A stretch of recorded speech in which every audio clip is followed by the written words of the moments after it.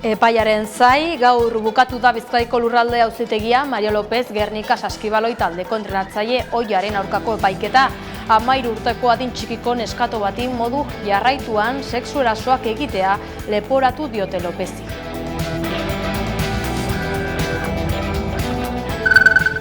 Gabon guztioi, euskara gehiegi eskatzeagatik Bizkaiko Aldundiko lan eskaintza publikoan 77 lanpostu egonkortzeko prozesua berriro errepikatzeko sententzia salatu dute kontseiluak, ELAk eta ALABek Aldundiaren aurrean egin duten elkarretaratzean. Herritarrek euskaraz hartatuak izateko dituzten eskubideen eta langileok euskaraz lan egiteko dugun eskubidearen aurkako erasoa da. Enplegu publikoa egonkortu nahi duten pertsonen eta enplegu publikoaren hautaketa prozesuen aurkako eraso zuzena da. Egoera honek ziurgabetasun handiagoa sortzen du hauetan parte hartzen duten pertsonentzat. Eta guztia euskara ahalik eta gehien deuseztatzeko helburu bakarrarekin. Aberri eguna Donibane Garazin ospatuko du Ipar Euskal Herriko mugimendu abertzaleak, apirilaren 20an ospatuko dute Elgarrekin herria burujabetzale mapean.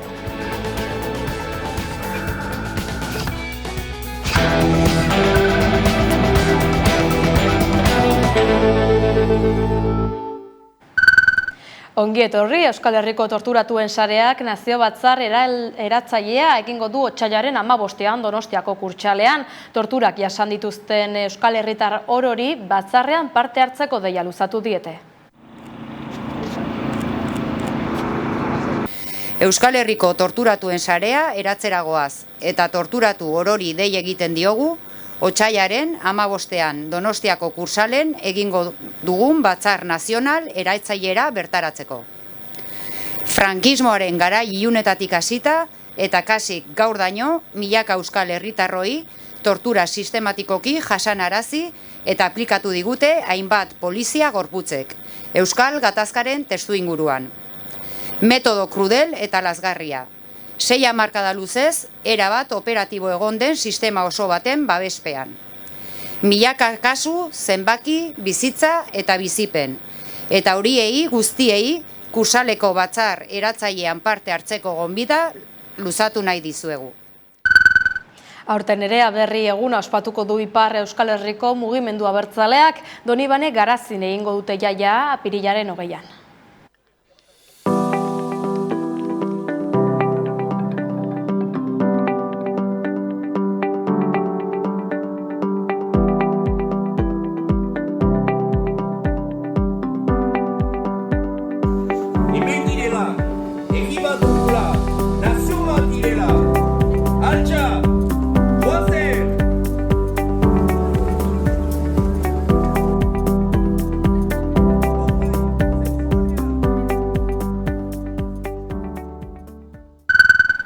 Euskal esaera zaharra da urak eginen du bide, denborak bakoitza bere lekuan jarriko duela dioena. Bada izen bera jarri diote Mondragon Unibertsitateko ikasle batzuek pantaiak euskarazekin batera sortu duten dokumentalari. Adi.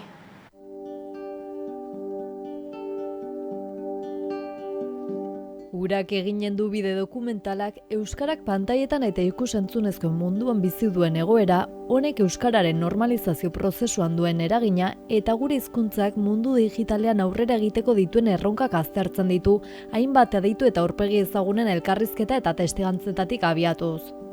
Dokumentalaren zuzendari egile eta ekoizleekin elkartu gara, June Agirre Alesaltuna eta Oier Markotegirekin.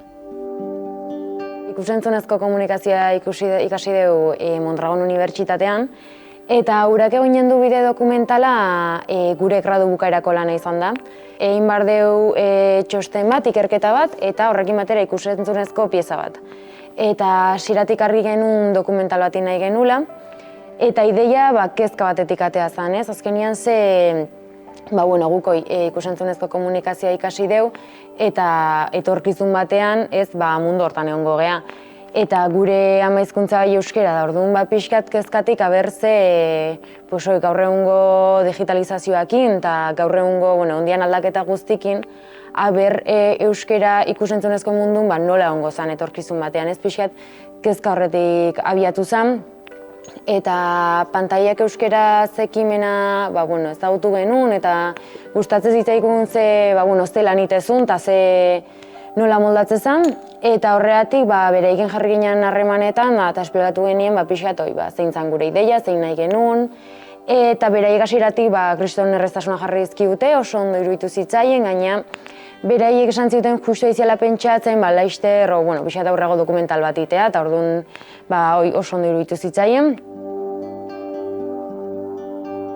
Dokumentalaren titulua da Urak eginen du bide, eta Sairazar hori aukeratu dugu titulo gisa, uste dugulako euskarak urak bezala, aurkitzen dituen trabak aurkitzen dituela, beti jakin izan duela bere bidea egiten, eta etorkizun batean euskarak bide hori egiten jarraitu duelako. Dokumental honek 3 helburu nagusi ditu. Alde batetik digitalizazio garai honetan euskarazko ikus-entzunezkoek bizi duten egoera ezagutaraztea. Gero baita ere honek hizkuntza ohituretan duen eragina aztertu da baita ere dokumental honetan, eta azkenik alde herritarra kontzientziatu eta aktibatzea euskarazko ikus-entzunezkoak kontsumitzearen alde.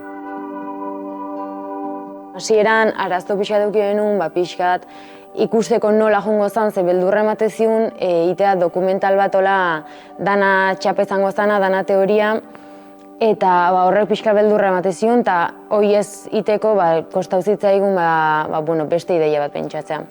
Eta azkenean, erabaki genuen itea dokumentalen 2 zati bezala. Alde batetik adituak, eta beste alde batetik aurpegi ezagunak. Eta pixka da aurpegi ezagunak tardekatuz, ez izateko dana teoria eta dana datuak. Eta, hori ingenun, grabatzen egon geha, azkenean Euskal Herri osotik. Junek aipatu duen bezala 2 zatitan banatuta dago dokumentala, alde batetik adituak, beraiek datuetan oinarritutako testigantzak eman dizkigute egoeraren marko bat osatzeko, eta bestalde arituak esperientzia pertsonaletik abiatutako testigantza eskaini digute. Eta, oro har dokumentalean ikusi dezakeguna da, hori, aipatutakoa, euskarazko ikus-entzunezkoek bizi duten egoera, zer den kontsumitzen dena, zer eskaria dagoen, zer eskaintza dagoen. Kriston erraztasuna jarri dizkigute elkarrizketatuk, 14 ditugu, eta danak lehenengoan baietz esan ziguten, gaina asko beraien bulegoa, beraien lantokia utzi dute grabatzeko, eta horregatik oso eskertuak. Eta pantailak euskarazen aldetik kriston erraztasuna jarri dizkigute kontaktuak lortzen, pila lagundu diguten. Hainbat ondorio atera ditugu aditun partetik eta baita aurpegi ezagunen aldetik. Eta egia da ondorio nagusia izan dela hizkuntza ohituretan eragin handia dutela ikus-entzunezkoek, eta azkenen euskarazko eskaintza baten aldez baditen apostu, azkenen horrek eragina dauke gero euskaran zabalkunden eta hori guztia. Eta gero baita euskarazko produkziok eta ibilbide duten eta baita ere ikusi ezakegu, eta azkenen ikusten da eduki ditula gora bera asko, ondala igual eskaintza handia eta horrek hizkuntza ohituretan eragin dela, eta gero igual eskaintza murriztu dela, eta gaur egun igual ari dela egiten apostu handigoa, baina egia da ondorio nagusia izan dela igual kalitate falta somatzen dela normalen gazteriak horren gainen, eta orduan gutxiago kontsumitzen dela eta jotzen dela gehiago erderazko edukia edo ingelesezkoa ikustea eta kontsumitzea, eta baita ere askok esaten dute igual badala artifiziala sortatzen zaiela euskera, ze askotan euskera batuan egiten da, eta orduan botatzen dutela faltan naturaltasuna eduki hauetan, eta horiek izan daizke ondorio nagusik. Nik uste batez ere falta dena eskaintzari dagokionez dela euskarazko fikzioa, eta batez ere agian gazteengan pentsatuta. Askotan ekartzen dira produktuak kanpotikan, baina guk uste dugunat da instituzioek eta boteredunek garatu behar dituztela estrategia sendoak euskeraz eta euskeratik pentsatua. Bukau genuen ekainen, nukien un defentsa, eta hainbat pixkat Oita gero dokumentalan ibilbidea, ez? Egon zan, estrenatu zen Lekeitioko Zine Bileran, eta Geo Donostiko Antzokizarrean, Euskararen egunean, eta Durangoko azokan, eta Bilbone bai. Eta, oin pixkat ez dakik oso ondo zei bilbide, haindik aia gauzak lotzen tala, baina oso pozik gaude esan dokumentalak indun ibilbideakin. Oso harrera polita indigute eta jandia pozik zion. Printzipioz, intentzioa da dokumentala danentzat eskuragarri egotea, bai pantaiak euskerazeko YouTubeko plataforman, bai beste plataformetan, baina haindik ez dakik segur nun egongoan. Eta pixkat, adibidez, aste honetan egon da bai arrasaten, adibidea pixkat herritatik juten, pixkat azaltzen zein den testu ingurua eta dokumentala jartzen, eta gero pixkat beste ekintza batzuk iten, eta pantaiak euskerazeko kaidea herriz herri juten, eta bukatzen oraindik ez dakigu ze ibilbide edukiko dugu.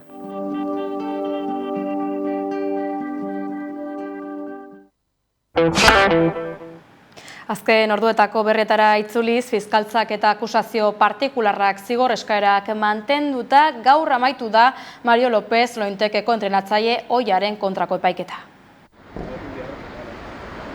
Ostegun honetan amaituko da Mario López Lointe Gernikako Saskibaloi taldeko entrenatzaile ohiaren kontrako epaiketa, 14 urteko kartzela zigorra eskatuz.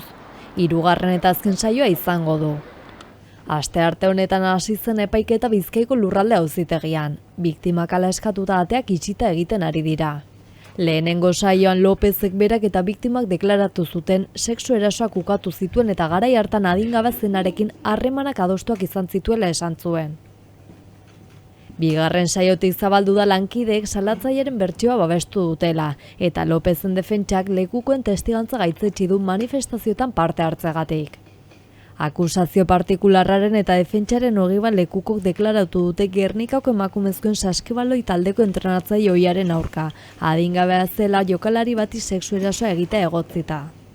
Lekukoen artean zeuden salatzailearen 12 lagun ohi, akusazio partikularrak proposatuta. Defentsak berriz Gernika Saskibaloi klubeko entrenatzaileak eta zuzendariak, arbitraje federazioko ordezkariak eta auzipetuaren emazte ohia deitu zituen deklaratzera. Salatzailearen kide horiek adierazi zuten akusatua entrenatzaile oso oldarkorra eta oso bizia zela. Jokalari ohiaren salaketa babestu zuten 13 urte baitzituen epaitzen ari diren gertakaria gertatu zirenean. Defentsak dio lekukotza horiek ez dutela inolako baliorik auzipetuaren aurkako manifestazioetan aktiboki parte hartu dutelako. Testuinguru honetan alderdiek behin betiko txostenak egingo dituzte zigor eskariekin, eta akusatuari azken hitza eman ondoren epaiketa epaiaren zein geratuko da. Esan bezala ostegun honetakoa izango azken saioa eta amaitzen emango dute epaiaren berri.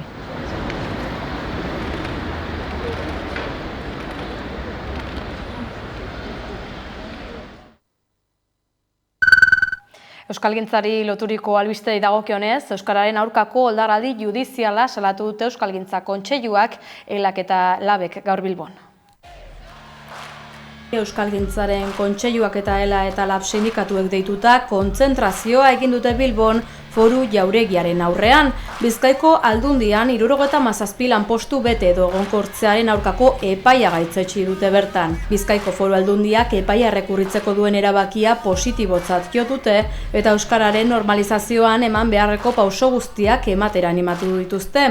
Era berean, amaitu gabe dauden hautaketa prozesuek aurrera jarrai dezaten eskatu dute hizkuntzaren sustapena bermatzeko. Kontseilu eta sindikatuek salatu dutenez, botere judizialak euskararen normalizazioari oldarraldi eta jazarpen etengabea egiten dio. Halaber, nabarmendu dute Euskal Autonomia Erkidegoko Justizia Auzitegi Nagusiaren azken sententzia, herritarrek euskaraz hartatuak izateko duten eskubidearen eta langileek euskaraz lan egiteko duten eskubidearen aurkako eraso argia dela. Herritarrek euskaraz hartatuak izateko dituzten eskubideen eta langileok euskaraz lan egiteko dugun eskubidearen aurkako erasoa da. Enplego publikoa egonkortu nahi duten pertsonen eta enplego publikoaren hautaketa prozesuen aurkako eraso zuzena da. Egoera honek ziurgabetasun handiagoa sortzen du hauetan parte hartzen duten pertsonentzat. Eta guztia euskara ahalik eta gehien deuseztatzeko helburu bakarrarekin. Aditzera mandutenez, hainbat kexa jaso dituzte haien hitzetan, Bizkaiko Foru Aldundia beste erakunde asko bezala ez delako gai oraindik ere euskaldunen hizkuntza eskubideak bermatzeko.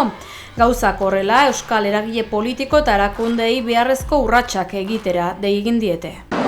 Beharrezkoa da euskal eragile politikoek eta erakundeek behar diren urratsak egitea hautaketa prozesuei segurtasun juridikoa emateko eta era berean gure hizkuntzaren normalizazioa bultzatzeko.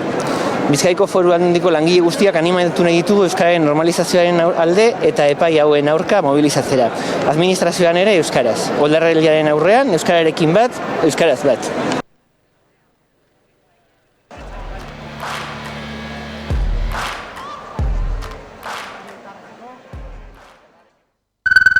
Bortxa matxistari dagokionez 8 urteko espetxe zigorra ezarri diote gizon bati Gasteizen, neska adingabe bati sexu eraso bat egin eta hura legez kanpo atxilotzeagatik.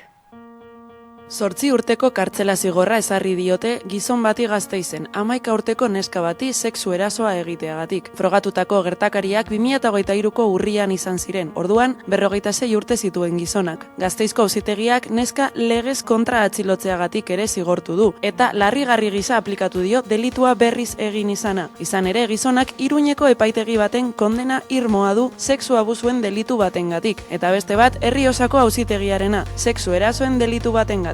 Neskaren lekukotzaren sinesgarritasuna nabarmendu du auzitegiak eta gainera lekukoek berretsi egiten dutela hark esandakoa. Horrela, epaimahaiak jakinarazi du frogak nahikoak direla akusatuaren errugabetasun presuntzioaren efektu babeslea bertan behera uzteko. Gauzak horrela, 8 urteko espetxealdiaz gain, 5 urteko zaintzapeko askatasun neurri bat ezarri dio auzitegiak. Era berean, ezin izango du 9 urteetan harekin harremanetan jarri eta 200 metro baino gutxiagora hurbildu. Horretaz gain, 10.000 euroko kalte ordaina ordaindu beharko dio biktimari. Sexu indarkeriaren biktima diren emakumei arreta espezializatua eta integrala emateko zentroa da Tximeleta, zentro publikoa eta doakoa da. Adi informazioari. Arabak sexu indarkeriaren biktima diren emakumeak modu integralean artatzen dituen zentro publiko eta doakoa du. Arabako Foru Aldundiak abian jarritako gune honek Tximeleta du izena eta arreta espezializatua eskaintzen die 24 orduetan emakume biktimei eta senideei. Apirilaren 19tik martxan dagoen zentro hau zerbitzu desberdinak eskaintzen ditu, hoien artean urgentziazko eta krisialdiko egoeretan esku hartzea, laguntza, epe luzerako arreta psikologikoa eta juridikoa eta telefono bidezko zein aurrez aurreko informazioa. Tximeleta sexu indarkeriaren biktima diren 16 urtetik gorako emakumei zuzenduta dago, berdin dela indarkeria iraganean edo duela gutxi gertatu izana. Hala nola, sexu indarkeriak barnean hartuko ditu sexu erasoa, sexu jazarpena, sexu konnotazioa duen jazarpena, eremu digitalean egindako sexu indarkeria eta sexu indarkeriarekin loturiko emakumeen hilketa. Beharrezkoa izan ez gero, beste eremu batzuetatik eskatuko da esku hartzea. Saterako, polizia, osasun, auzitegi edo abokatu harretan. Hau da, osakidetzako larrialdi medikoetara edo lehen mailako harretara laguntzea, salaketa jartzera edo gizarte laguntzako sareko zenide edo helduekin elkartzera. Beti ere, biktimaren baimenarekin. Emakumeen aurkako indarkeria kasuak errealitate dira oraindik Araban. Emakunde, emakumearen euskal erakundeak 2023an argitaratutako datuen arabera, 82 emakumek aurkeztu zuten salaketa Araban sexu askatasunaren aurkako delituengatik. Tximeleta zentroak sexu indarkeriaren arloko prebentzio eta sentsibilizazio tresna gisa ere balioko du, eta prestakuntza espezializatutako jarduerak egingo ditu sexu indarkeriak desagerrarazteko gizarte eraldaketan eragiteko.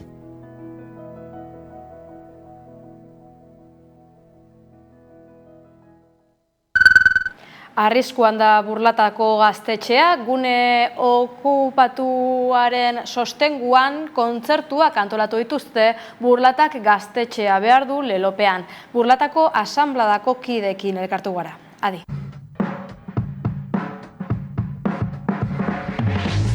Burlatako gaztetxea arrisku larrian dago 2025ko Nogalera udal proiektuaren ondorioz. Proiektua iragarri zenetik gaztetxeko asanblada konponbideak bilatzen saiatu da, baina udal gobernuak, EH Bilduk zurekin aldatuz taldeak eta geroa baik osatutakoak proposamen guztiak baztertu ditu. Gaztetxeak bere ateak otsailean itxiko ditu. Proiektua bertan hasiko baitute. Horren ondorioz, asteburuan elkartasun jaialdia antolatu dute. Horren berri gehiago jakiteko Burlatako asanbladako kidea den Aroa Graziarekin hitz egiteko aukera izan dugu. Aroak gaztetxearen sorrerara eraman gaitu, zehazki 2018ra. Lehen gaztetxea 2018an okupatu zuten, Burlatako futbol zelaian aldagela batzuk okupatuz. Eta funtsesko gunea izan da gazteriarentzat eta tokiko kulturarentzat. 2018ko ekainaren 9an sortu izan zuen Gazte Asanbladak Arezko futbol zelaiko aldagelak okupatu zitunean, eta momentu hortara arte lanketa handia egin izan zuen Burlatako Gazte Asanbladak herrian zehar, eta horri esker akordio batera iristea lortu izan genuen, eta hori izan zen. Gehien bat guk ikusten genuen espazio baten beharra, momentu hartatik da, eta horregatik espazio horren kudeaketa Gazte Asanbladaren eskutik geratu zen. Lehen urtetan udalarekin adostuta kudeatu zen, baina Navarrasuma udal gobernura iritsi zenean murrizketak eta errepresioa hasi ziren.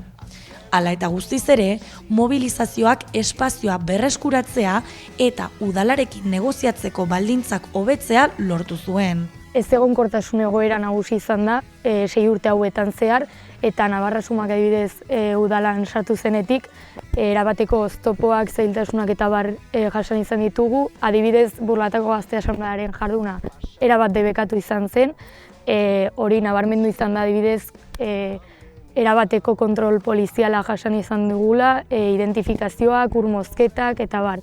Eta horren aurrean, guk borrokatu izan dugu urte hauetan zehar, eta horren ondorioz, udalaren arteko harremana pixkat aldatu izan zen negoziazio kontuan zehar.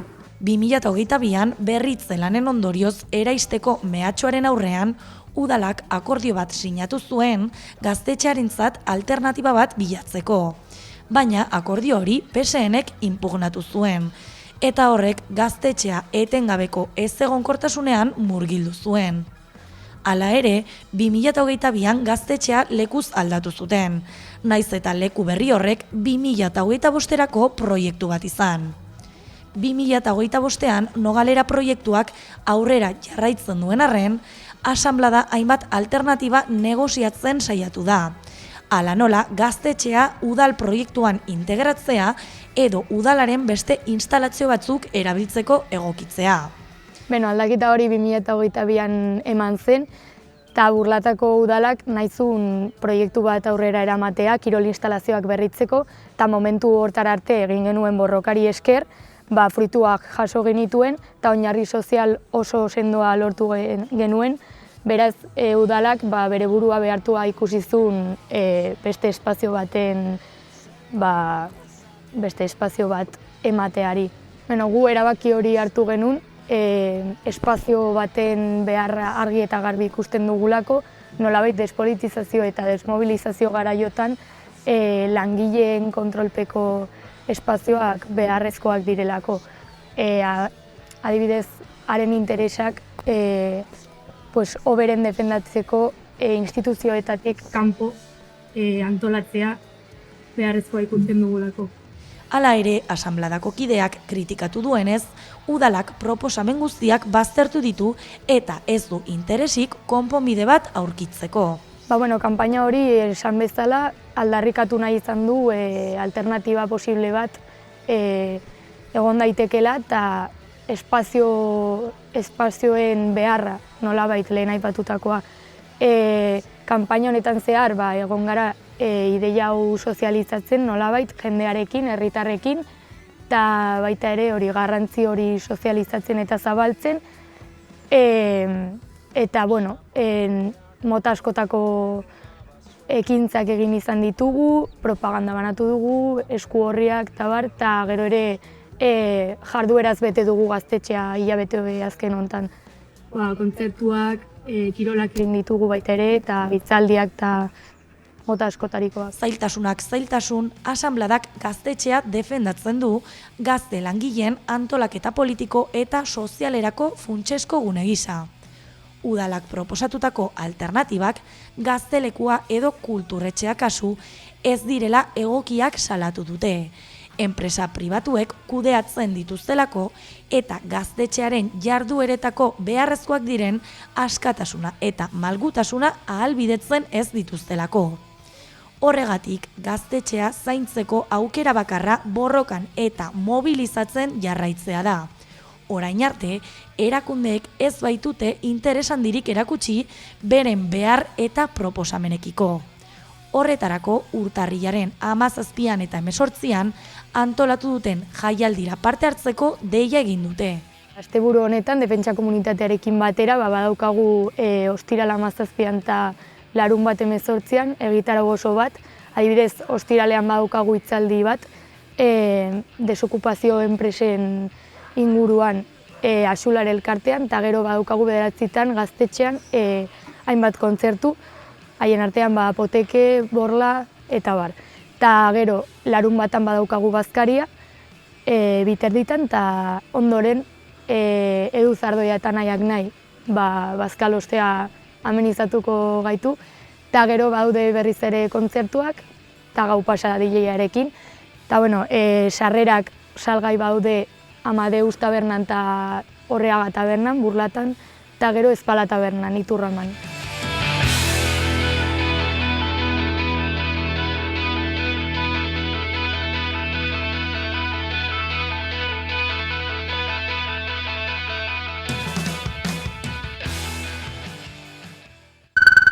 Ekonomia arlora salto, Zedarriak taldeak defentsa industrian aukera bikaina ikusi eta sektore hori berreskuratzera deitu du. Ikerketa foroaren ustez armagintzaren inguruko eztabaidari ekin behar zaio, baita zentral nuklear txikien ingurukoari ere inbertsio asko erakarriko baitituzte.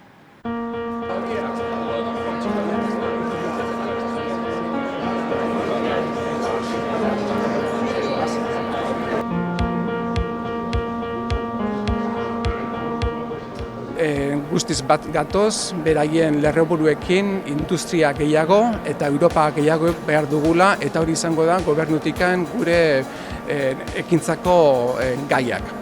Gai desberdinak azalduko dira, aukera desberdinak azalduko dira, eta guzti hori begiratu bertzaio. Debate hori gizartearekin, bai gizarte zibilaren erakusle bezala, gizarteari bota diote, ez gobernuari. Guk debatea gizartean eman daiteke, eta gurengoz ez dago inolako planik. Gure apustua gobernu bezala energi berriztagarrien apustua da. Energi hori gehiago egin dugu, ikusten duzue dagoen egoera Euskadin, oraindik ez dugu eman behar ditugun pausoak eman, hori da gure hasiera. Arabar Errioxako ardogintza ez da bere onenean, bera egin du ardoaren prezioak eta ondorioz Eusko Jaurlaritzak are gehiago sustatuko duela esan du. Arabako Errioxako ardoaren prezioak behera egin du, horrela salmentek eta fakturazioak gora.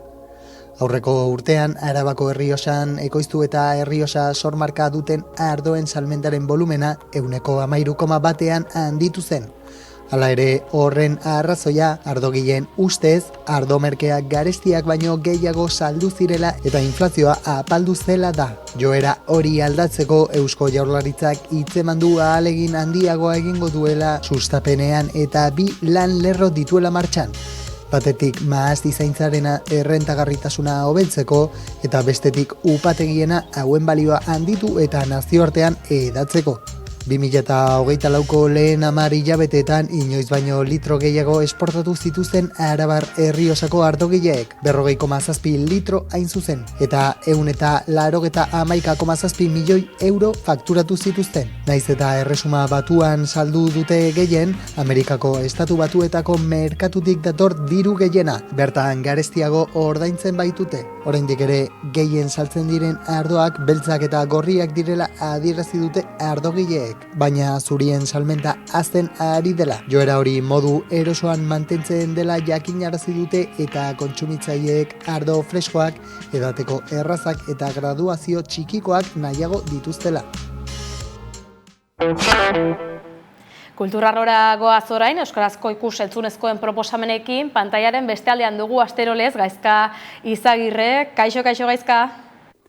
Kaixo, egunotan ere euskarazko eduki oso interesgarriak iritsi dira. Adi. Netflixetik 2 telesail nabarmenduko ditugu. Lehenengoa American Primeval, 1857an, Utahko lurraldean girotua, mendebalde urruneko ikuspegi gordin eta iluna eskaintzen du telesailak. Kolonoen, mormoien, amerikar natiboen eta estatu batuar armadaren arteko tentsioak arakatzen ditu. Kaosa, bortizkeria, eriotza eta odola izango dira nagusi. Arrastoa, telesail suediarra, 16 urte zilketa bikoitz harrigarri bat argitu gabe egon ondoren, detektibe bat genealogista batekin elkartuko da kasu artxibatu aurretik hiltzailea aurkitzeko. Max plataformaan aldiz, ia klasiko izendatu daitekeen Sweeney Todd, Tim Burtonen film berezia, Helena Bonham Carter eta Johnny Depp protagonista dituena eta Broadwayko musikal ezagun batean oinarrituta. Prime Videotik 2 eduki. The Survivor, Barry Levinsonen filma, Bigarren Mundu Gerran eta Holokaustoan girotzen den biopika da. Harry Haft, konzentrazio esparruetan bere kideen aurka borrokatutzen boxeolaria da, bere oroitzapenek eta erruak oinaztuta bizi da, eta haren istorioa azalduko du filmak. Eta Alice, adimen artifizialari buruzko thrillerra, Megan Fox protagonista du. Eta amaitzeko primeran plataforman, Zetak, mitoaroa, Zetak taldeak urtarrilean 4an Navarrarenan eman zuen mitoaroa kontzertuaren ikuskizun ahaztezina ikusteko edo berrikusteko gogoz bazabiltza, hortxe duzue aukera. Eta gogoratu euskarazko nobedade guztien berri izateko, zernonikusi.eus webgunean sartu behar duzuela. Hurrengo aste arte! Heldu gara maierara, euskarazko informazio gehiagorako badakizue sartu amaika.eus atarian edo kuskusiatu gure sare sozialak ongi tapatu asteburuan, hotz egingo du eta asteburuna pasa.